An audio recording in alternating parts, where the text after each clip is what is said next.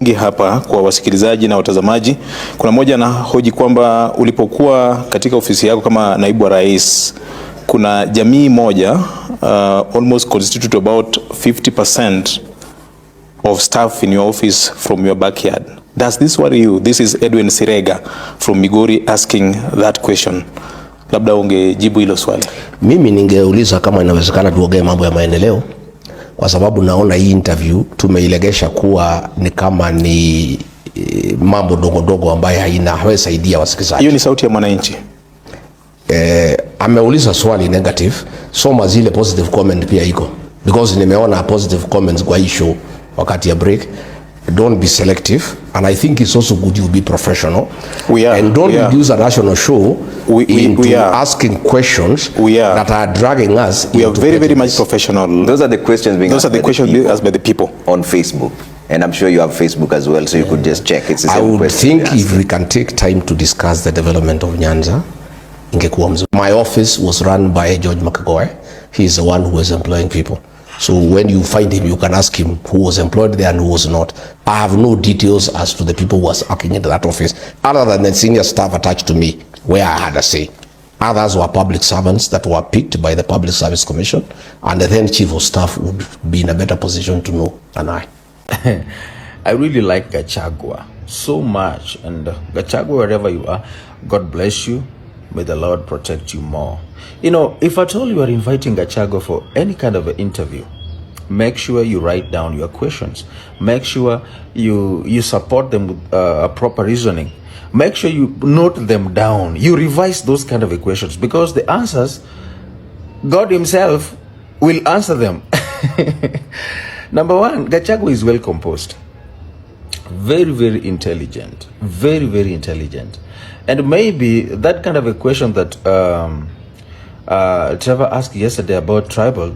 Everybody is tribal. Everybody is tribal, but the level is very different. Now, that kind of a question, unaweza pata hata there's no person who asked that kind of a question. And it was only Trevor who was reading his own question about tribalism. But the answer, yani Mungu aliingia kwa Gachagua, anampatianga tu ma answers ready hivi. You thought that maybe Gachagua is going to stand up maybe and walk away from the interview. No, Gachagua cannot do that yet. Cannot do. But that kind of interview was very biased. Very biased. And now Trevor is saying that you're the one who invited yourself here. You're the one who came here for interview. You asked for it. What is that? It was very low. Gachagua ni kweli alikuwa deputy president. Rigathi Gachagua has personally himself apologized to Kenyans kwa mara na mara. Kila anapoenda kila mahali anaomba Wakenya msamaha. Anasema ni kweli nilikosea. Ni kweli kuna wakati ambapo nilifanya mambo ambayo pia mimi nahisi ni mambo ambayo sasa hivi sitaki kuyarudia, kwa sababu tulidanganywa sisi kama mlima. Na sasa ujue kama unajua yule mtu, unajua the president is not somebody that, hata mimi unajua mimi nilikuwa mtu wa Azimio. Ninapoangalia wale waliopigia kura hii serikali, sometimes I just look at them and say it's just that it was too much lies that were sugar coated that they did not see it through. Kwa sababu hebu tuangalie na tuangazie kwamba kama alidanganya makanisa, wa mama, mabishop, archbishops, kila mtu. Sasa Rigathi Gachagua tu kijana wa Mathira sasa pale pia yeye alijipata katika ile mix, but he has seen the light. I want to say this without any fear of contradiction. Mimi si support Rigathi Gachagua. And she believe that Rigathi Gachagua is anybody that is going to bring Kenya any change anytime soon. Rigathi Gachagua has been part of the problem that tumekuwa na kama nchi toka kitambo hadi sasa. Lakini ukuja kutuambia hapa Rigathi Gachagua ndio savior, no. Rigathi Gachagua ni part of the people wenye may terrorize our lives over and over. So mimi nikikuja niseme tuko kadi, na maanisha nataka hawa viongozi wabaya watoke. Tuko na viongozi wadogo, na mimi nikisema that I don't support Rigathi Gachagua is policy, what it stands for is personality, is immorality in the society. Ama kwanza Rigathi alikuwa anasema Kenya is a country of shareholders. Kama haukutupigia kura, it's not your time to eat. Rigathi alisema kama hauta vote for the finance bill that we were against, hautapata maendeleo kwa ward yako. Rigathi is not an option for us. We do not support him. And me, I'm saying that as someone who's from the mountain, because as young people, to me completely, we don't subscribe to those kind of politics. Yes. There's quick feedback. Ashley Dan says, shame on you, Ramogi, for inviting a tribalist for an interview. How will you shake off this tag of being a tribalist? Well, to start with, if tribalism is speaking one's language, then Ramogi station should never have existed. Why do you call me to a tribal show? We didn't call you. No, I'm saying why does this show exist? You requested us to come here. No, but why does it exist? Why does Ramogi exist? You are being asked here that there's a tag for you being a tribalist. What makes me a tribalist? Shareholding conversation is one of them. But Guru is talking about shareholding. But let's not deflect the question from other people. It's you who started this conversation of shareholding. My friend. And people believe that you stand for the mountain more than any other reason. Shareholding is part of the agreement between Wetangula and Musalia Mudavadi, and is signed by William Ruto. Does that make him a tribalist? Shareholding is part of discussion on political negotiations, and is going on as we speak today. And there's nothing wrong with anybody saying, if we support you, this is our expectation. And that's what ODM is saying. And they are saying it so loudly. Why is that person sending you that message, not asking why Oburu and those who are asking for shareholding with Ruto are not tribalists? Because we're speaking to you now. So is that the same arithmetic that you have? That is a tag. Let me tell you, that tag of tribalism has been pushed by William Ruto. But when I was supporting him, he never said I'm a tribalist. When my community was supporting him, he never said I'm tribal. My community and I are not tribal. Ask me why. In the last election, we had a candidate called Mwaura. We never gave him any vote.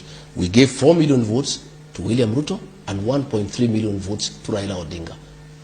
I had the leeway to say I cannot support William Ruto because he comes from another community. Okay. Then how do you call me a tribalist after supporting a Kalenjin to a man? I supported him with my people. Okay. When did he realize we are tribalists?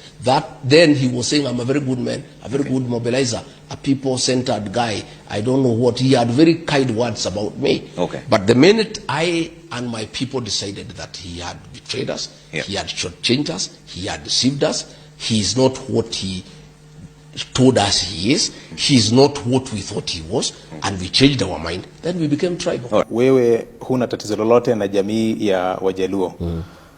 Hayati Raila Odinga alipoaga dunia, hukuonekana katika ile hafla iliyokuwa Nyayo Stadium, hafla iliyokuwa Kasarani, hafla iliyokuwa Mamboleo, hata hafla iliyokuwa kwake wakati wa kumuaga. Saa hizi ni miezi mitano, hatuja kuona kama unaenda ku... It's true.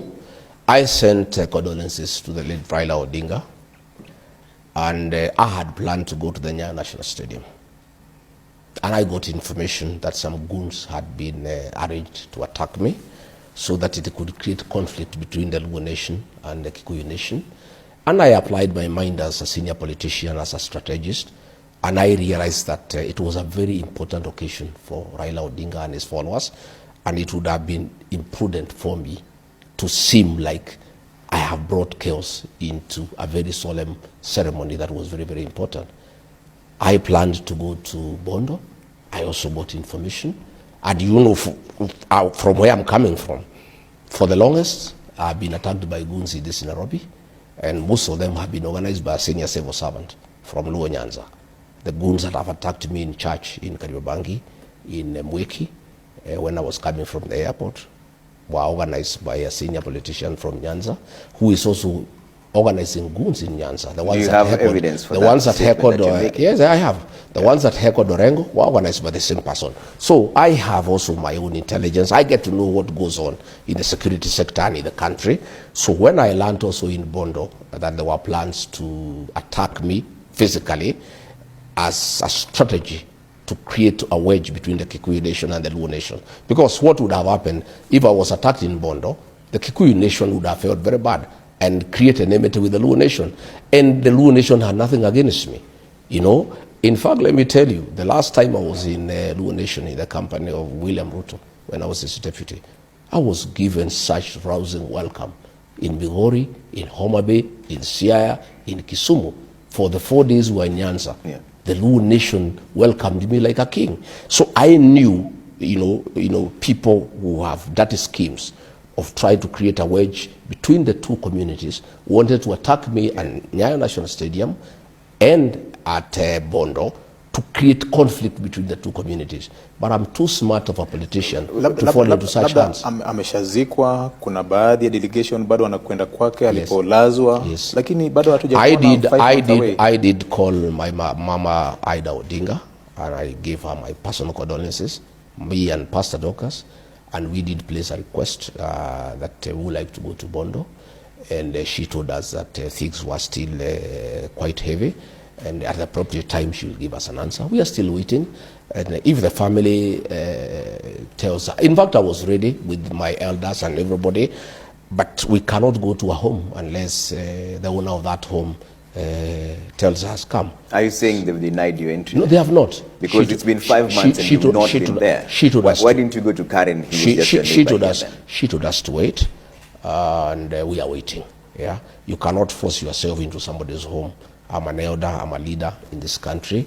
I also am a person who respect families and homes and traditions. What kind of message does it send, Mheshimiwa, when someone you say you revere passed on and you've not been seen anywhere near that place for 5 months? I have made my condolences. I have passed my condolences to Mama Ida Odinga. I have said if accorded an opportunity, we would like to go and pay homage to the grave.